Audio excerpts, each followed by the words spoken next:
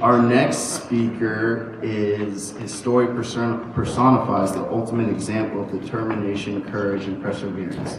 The title of his presentation is Everyone Has a Handicap, Overcoming Obstacles. This is his story.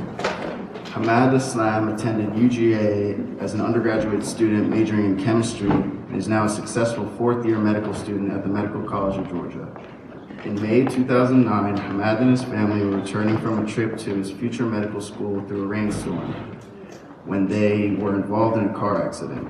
That accident changed Hammad's life forever and left him paralyzed from the waist down.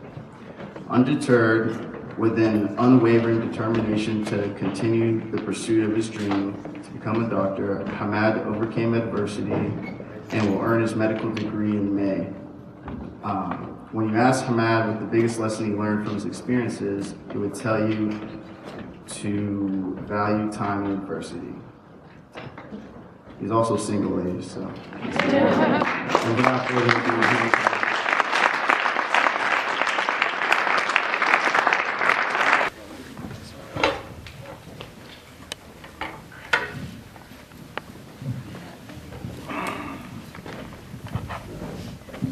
all right, I want everyone here to take a moment and just think back and reflect about what their first impressions were as I was being introduced and as I came onto the stage. See, I always wonder what people think when they first meet me. A lot of times I can see in their eyes, or when they talk to me. And over time, as people get to know me, these thoughts evolve. I'm speaking to a pretty diverse audience here today, I can see. I know what some of you may be thinking. For some, it's admiration. But mixed in with this admiration, there's a little bit of pity. You may be thinking, oh, look at this guy. I feel sorry for him. I feel sorry for those close to him. I feel sorry for his parents. Quite frankly, I don't feel sorry for them. I don't feel sorry for myself or my parents. And hopefully by the end of this, you won't either. I'm not sure how many of you know my story, so I'll just go through it briefly. About 5 years ago, I was involved in about 5 years ago, I was just like any of y'all. I was in my early 20s, I was, fun-loving, everything in my life was open, I could go out and accomplish it, anything I could do. I thought I was invincible. Then, one fateful afternoon, everything in my life changed. I woke up in the hospital a few weeks after a devastating car accident. At first, wasn't aware of the extent of my injuries. Everything's normal. This isn't happening to me, I told myself. Because let's be honest, whoever here ever does think and expect their life to change in ways they never could imagine. So, over the next few weeks, I learned more and more about my injuries. I had suffered a T3 complete spinal cord injury, a traumatic brain injury, and a C5 brachial plexus injury. But I was hopeful. Just like people would always tell me, I told myself that I would be fine. I would recover 100% and back the way it used to be. But other times when I was alone in my hospital room, lying in bed with nothing but my thoughts, a little voice in my head would say, Hammad, is this it? Is this your life? What are you going to do now? So as I lay in bed, I knew I had a choice to make. To either let this rule me, or for me to rule it. So I pushed through. Thankfully, I have the most wonderful family, friends, physicians, and mentors. Needless to say, things have not been easy for me. My life had changed completely. I didn't know what to expect.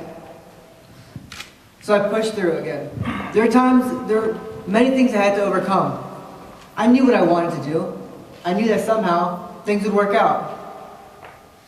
Though I was optimistic, I knew it was best to remain a realist.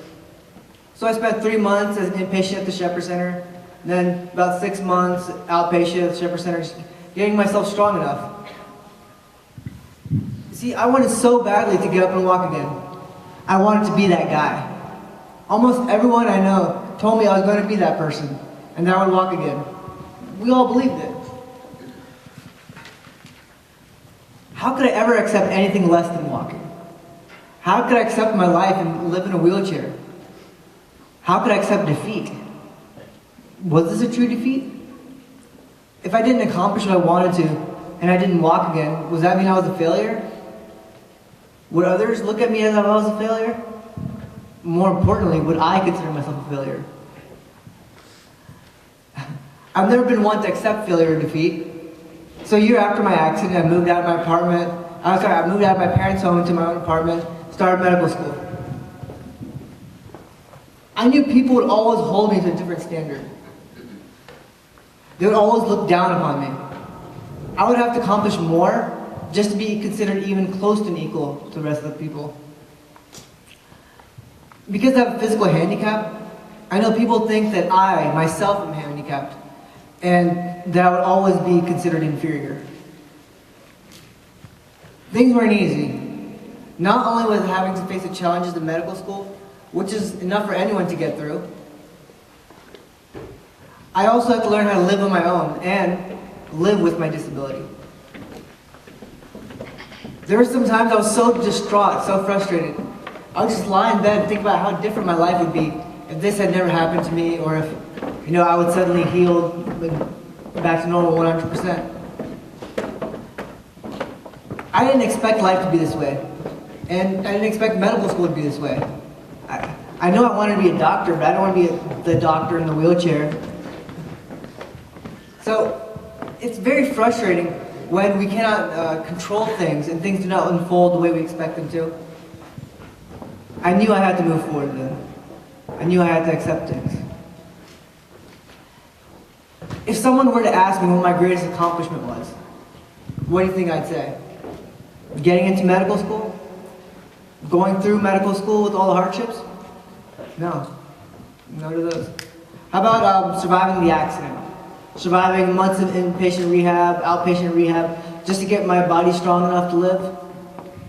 No to both of these either. Sometimes our greatest battles are the ones that people cannot outwardly see. My biggest accomplishment was my acceptance of my disability and my new life. No, I wasn't accepting defeat. Just because I was not healed and back to the way I used to be, doesn't mean that I'm a quitter, a failure, or that I just settle for anything less than the best.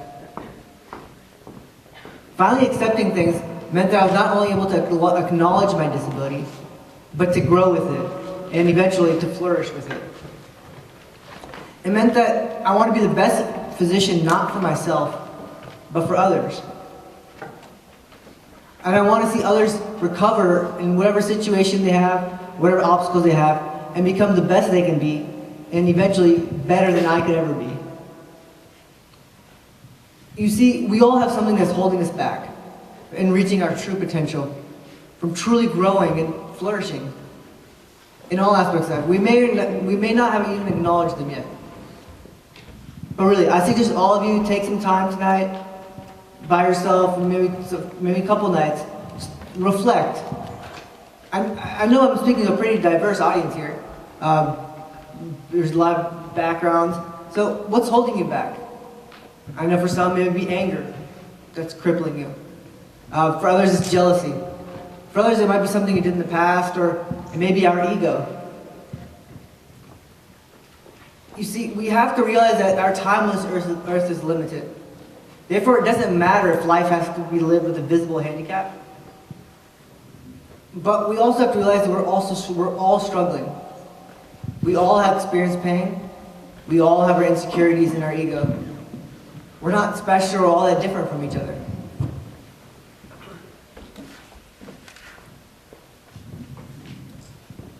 So, after I was finally able to accept things, accept that I had a physical handicap that's visible to the world, everyone can see, I realized that I had it easy. Yeah, you heard that correctly. I'm thankful for what I have. My life is much easier compared to the lives that many of you live. The rest of you have to hide your handicaps, your insecurities, your anger, your fears, hide the things in your past that you are ashamed or that still haunt you to this day. I don't have to do that. I'm an open book. When we're on our deathbeds, we don't want to feel like we lived life with any regrets. We should feel like we have used all our talents and abilities, the abilities that we've been giving to the best that they can be used. Think about it. Others do not have what we have. Though they do not have the struggles or the handicaps that we have, they also do not have the abilities that we are blessed with. Each one of us is given certain talents that we must uncover and use. I still had my mind. And that was the greatest gift. But most importantly, I had been given time. I hadn't died in that car accident. I had been given a second lease on life. I had a lot of things taken away from me, and there are many things I cannot do. There's going to be a lot of things I've always wanted to do in my life that I can't do. But with everything that's been taken away, I've grown a new appreciation for everything that I do have. And with all the things I have remaining, and with the life I have ahead of me, I know that I can be the best that I can be. I know my limitations. These are simply physical, but everything else in my life has no limitation. I have the power to change and the power to be better. And so do you. I actually want to end this talk with a poem. A few months after my accident, one of my close friends, he sent me this email. It even starts off with the words, "Aslam, I know my words kind of suck when I try to encourage you sometimes. I do hope you'll forgive me because I realize nothing I can say can hold any weight since I haven't gone through what you've gone through, and really can't relate as well as I would like to. I just want to say that I'm happy you're alive. You may not be right now, but just think if you had been ready to meet your Creator on that day. Don't forget that no matter how alone you may feel, everyone's thoughts and prayers are with you. They're looking to you, hoping that at least you'll be happy in any condition, that you'll be the hometown hero showing resilience in facing enormous hardship."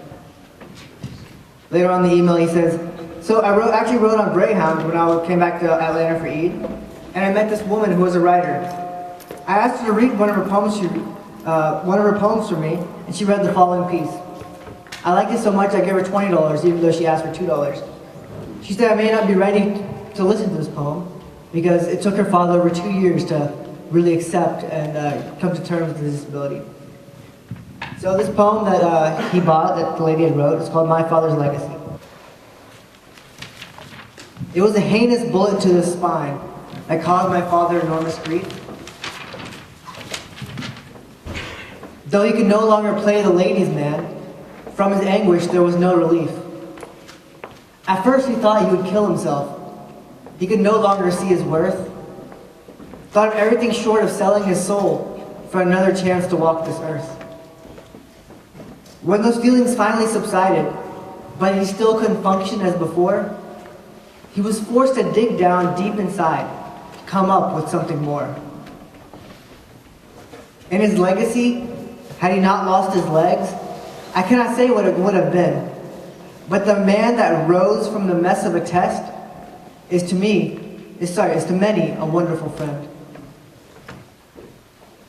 Through the years he's been there for his children, always doing whatever he could, taught us resourcefulness beyond belief, gave us basic grasp on good. Sometimes I wonder, did he call the thing did he curse the thing that happened so long ago, that took what he thought was his manhood, yet allowed greater manhood to show? I say thank you to my daddy for the strength he mustered in his soul, as the whole man who was half a man became half a man who was whole.